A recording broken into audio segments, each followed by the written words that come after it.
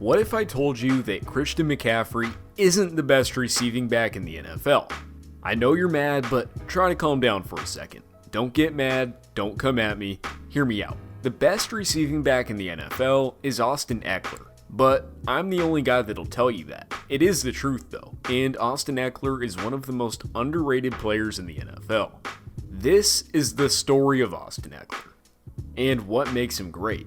To understand the player that he is though, you have to understand his backstory. It all starts in a small town in Colorado called Briggsdale, population of 809. It was a simple life and a boring life. He grew up on a ranch, and from a young age he would be forced to wake up at 6 a.m. every single morning to go to work for his stepdad's fencing company.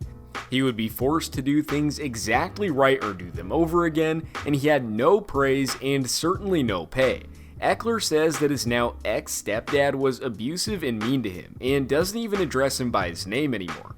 His biological father is currently serving a life sentence in prison, but that hard work he went through as a kid did something for him. He became a ferocious worker. Through his work building fences and his daily chores on the family ranch, he became a diligent hard worker with country boy strength. He translated this to football. At Eaton High School, where his graduating class was just 90 kids, he managed to become a great player. In his senior season, he ran for 2,300 yards and had 42 touchdowns. No, I didn't make an error there, those were his actual stats in one season. But no one cared. No SEC offers, no Big Ten offers, no Power 5 offers, no FBS offers, no D1 offers, and just 4 offers from D2 schools, and they all wanted him to play defensive back. He didn't understand. What more did he need to do? At the last minute, he finally got an offer from a D2 that wanted him to play running back, Western Colorado. No glory, but it was a shot, and Ekeler seized it. Western Colorado was a horrible program. They sucked. Ekeler was great and had amazing intensity, but his teammates just didn't.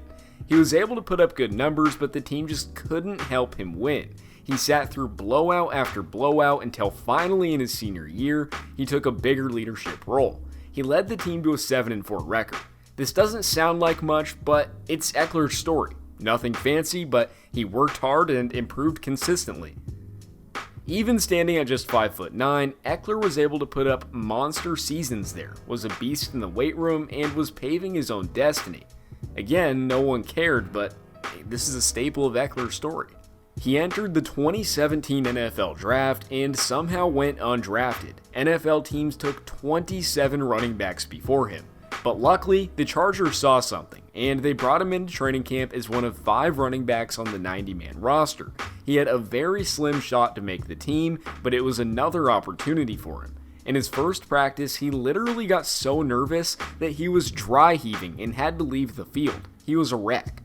But that work ethic instilled in him from those long days building fences, it paid off, and he earned his way onto the roster. He didn't have an amazing rookie year, but as an undrafted running back on a team that had a star player in Melvin Gordon, he had over 500 yards from scrimmage and 5 total touchdowns. He was making a big splash right away. And if you've listened to anything I've said so far, you know all Austin does is get better and improve. He did just that in year 2. He doubled the touches, but also doubled the yards. He had nearly 1,000 yards from scrimmage, while still sharing the backfield with one of the leading rushers in the NFL.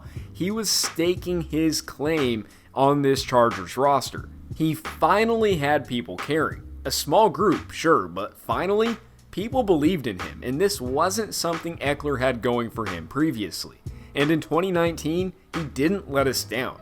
He had nearly 1,000 receiving yards, 11 total touchdowns, over 500 rushing yards, and an 85% catch percentage. By far the most in the NFL for players with over 100 targets. All while again being second fiddle to Melvin Gordon. But you didn't see him in the Pro Bowl, you didn't see him in the NFL Top 100 list, and you didn't see his name all over social media. Underrated, a dog, a true fighter, who came from a ranch in an 800-person town in Colorado. Austin Ekeler is here, whether people want to accept it or not. But what exactly makes him such a great player? It all starts with his drive. Ekeler is a non-stop ball of energy on the field. He is one of those guys who, no matter the situation, always seems to be going 110%. He uses this drive to be a scary player in the open field. Even though he's just 5'9", he bulldozes defenders in space, lowering his shoulder with no fear. If you try to shoulder tackle this guy, it's really not going to end well for you. He's too strong. He goes hard in the weight room, and it translates very well. Not many secondary level defenders can really stop him, so once he breaks past the line of scrimmage, he is a major problem. The energy and drive he has combined with that strength is just a tool you can't teach running backs and can carry you much farther than talent alone. The other really noticeable thing about Ekeler's game is his footwork. For a lot of bowl in the China shop style running backs, footwork takes a back seat. But Ekeler uses his amazing feet to pitter-patter all over the field. He finds holes that don't even seem to be there and changes direction as good as anyone in the league.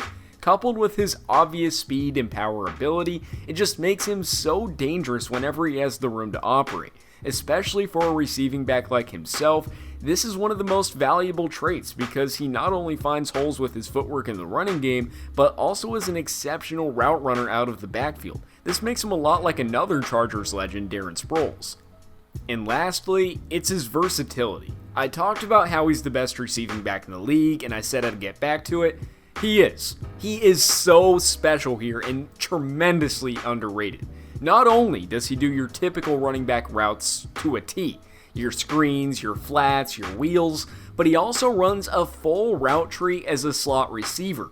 Like, it's actually kind of ridiculous the different stuff that this guy can do. It seemed like he was lining up as a receiver just as much as he was in the backfield. When defenses have to account for a player that can so legitimately play two positions, it causes massive problems. Christian McCaffrey is great, and he's a better overall player than Ekeler. He is just as versatile in both aspects of being a running back, but what makes Ekeler different is his ability to actually go play slot. I'm sure Christian McCaffrey could do this if he really wanted to, but Ekeler is the guy who has, and he has put himself in position to run a full route tree out of any position on the field. I have never seen a running back do it at the same level as him.